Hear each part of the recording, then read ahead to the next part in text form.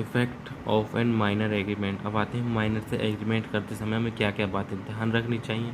ठीक है, effect of minor agreement, agreement with और बाय। ठीक है, एग्रीमेंट विद या तो माइनर से करते हैं या माइनर के थ्रू किया जाता है, माइनर करता है हमसे। ठीक है, एग्रीमेंट विद और बाय। ठीक है, समझ आया। एग्रीमेंट करते हैं कोई भी माइनर से हम, ये माइनर हमसे करता है विद और by. Minor void for very beginning. ठीक है, गवर्नमेंट ने कहा ऐसे कॉन्ट्रैक्ट एग्रीमेंट ही वॉइड होते हैं, इन्हें बोलते हैं वॉइड एब इनिशियो, शुरू से ही वॉइड होते हैं, वॉइड फॉर वेरी बिगनिंग। बात है, अब वो कह रहा है कि पहले जब हम कॉन्ट्रैक्ट में एंटर हुए वो माइनर आया हमारे पास, कोई ये था बी इज ए माइनर। ठीक है, ए के पास आया, कोई कॉन्ट्रैक्ट कर ली, तब मैं ठीक है कॉन्ट्रैक्ट करने के लिए यार मैं तू घर बना दे, घर नहीं कुछ ऐसा कॉन्ट्रैक्ट, कोई भी कॉन्ट्रैक्ट करने के लिए आया हो।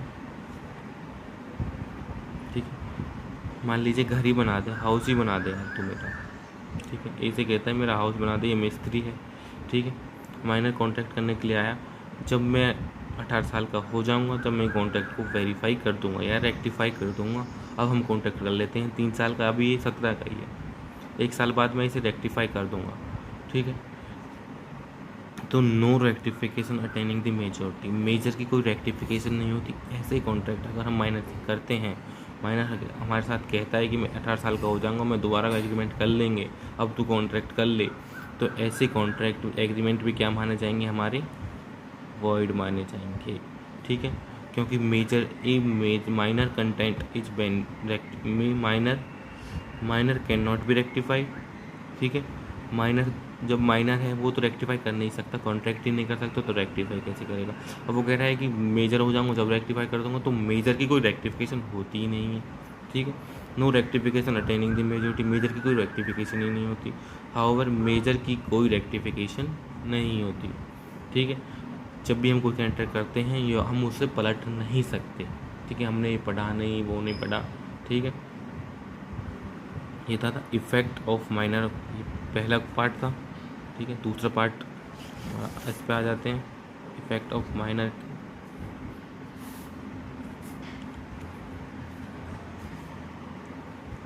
बात है fundamental representation bye A minor can not be void. ठीक है, कॉन्ट्रैक्ट विल बी वॉइड। ठीक है, फ्रॉडुलेंट, फ्रॉड करता है कोई, ए है बी है। अब ए को बेचारे को क्या पता ये माइनर है या बड़ा, शक्ल से लग रहा है कि बड़ा है। ठीक है, फ्रॉड बताता है, अपनी एज 22 बताता है 17 का ही। ठीक है, ऐसा फ्रॉडुलेंट रिप्रेजेंटेशन करता है अपना बाय ए माइनर। ठीक है, ऐसे कॉन्ट्रैक्ट भी क्या कहे जाएंगे, वॉइड कहे जाएंगे। ठीक है, अब आता है कॉन्ट्रैक्ट टॉट और डिसीट के केस में क्या होता है, ये मेन है, इसको प्लीज़ ढंग से समझ लीजिए, टॉट और डिसीट क्या होते हैं। ठीक है, बता केस 1 ले लेते हैं, टॉट और डिसीट के केस में ए और बी है।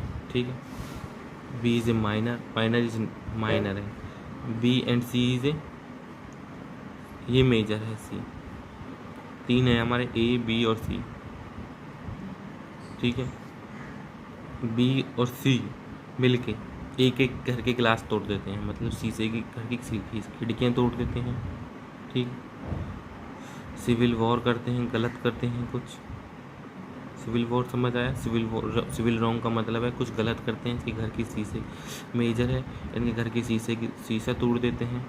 ठीक है, टॉट और डिसीट कुछ सिविल रॉन्ग, इसको बोलते हैं सिविल रॉन्ग करना, कुछ गलत करते हैं। ठीक है, सोसाइटी में अपनी में। ठीक है, B is minor, C is major है, दोनों मिलके करते हैं, तो जो इसकी सी से टूटे उसके लिए लाइबल कौन होगा, वो केस कर सकता है, लेकिन जो माइनर है वो कुछ भी लाइबल नहीं होगा, माइनर इज नॉट लाइबल अगर वो किसी मेजर के साथ मिलके ऐसा करता है तो। ठीक है, माइनर इज नॉट लाइबल। ठीक है, minor is not liable in that case B minor और मेजर मिलके इसके घर के शीशे तोड़ते हैं, सिविल रॉन्ग करते हैं।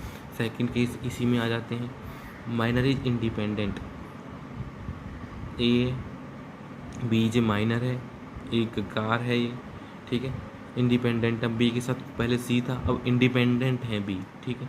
फिर सी इसकी गाड़ी के शीशे तोड़ देता है, माइनर इज लायबल, ठीक है। या तो उसके घर वाले देंगे, ठीक है, या जब वो जो भी उस गाड़ी के शीशे का खर्चा होगा वो माइनर से लिया जाएगा, ये कोर्ट कहता है। अगर माइनर इंडिपेंडेंट है कुछ काम करने के लिए, ठीक है, ऐसा केस में उससे लिया जाएगा। अगर मेजर इसके साथ मिलकर ये काम करवा रहा है तो माइनर इज नॉट लायबल। ऊपर वाला केस देख लीजिए, ठीक है। तभी कह रहा हूँ कि माइनर से कॉन्ट्रैक्ट करते समय ये बातें माइनर जरूर रखना चाहिए। No estoppel against the minor, ठीक है। माइनर के साथ कोई स्टॉपल नहीं हो सकती। जैसे ए और बी इज पार्टनर, सी भी इनका पार्टनर है लेकिन ये माइनर है, ठीक है। क्या मैन्युफैक्चर करते हैं ये पार्टनर, ये chair manufacture, C is partner है इनका चेयर मैन्युफैक्चर करने में, ठीक है। जो सी है ये डी का फ्रेंड है, ठीक है, सी डी का फ्रेंड है।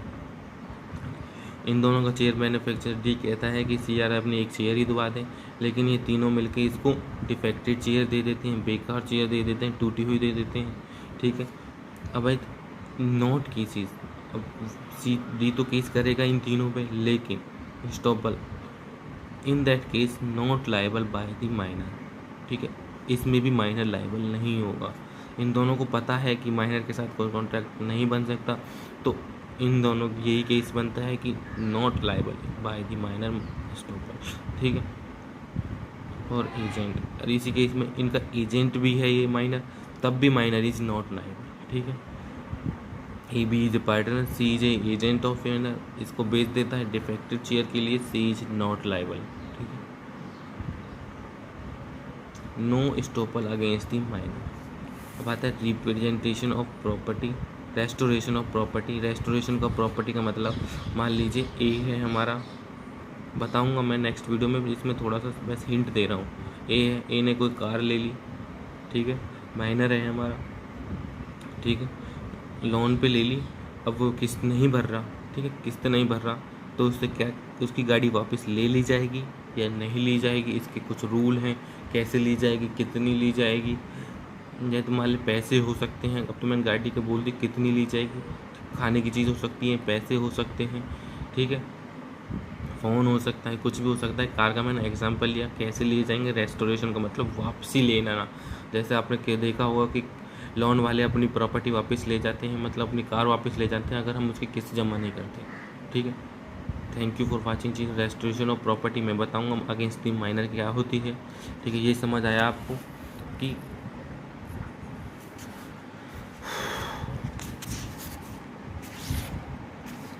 Effect of the agreement, minor के साथ एग्रीमेंट करते समय क्या क्या बातें हमें याद रखनी चाहिए। अब कौन कौन से कॉन्ट्रैक्ट हम माइनर से कर सकते हैं ये भी बातें मैं आपको बताऊंगा। Thank you for watching my channel.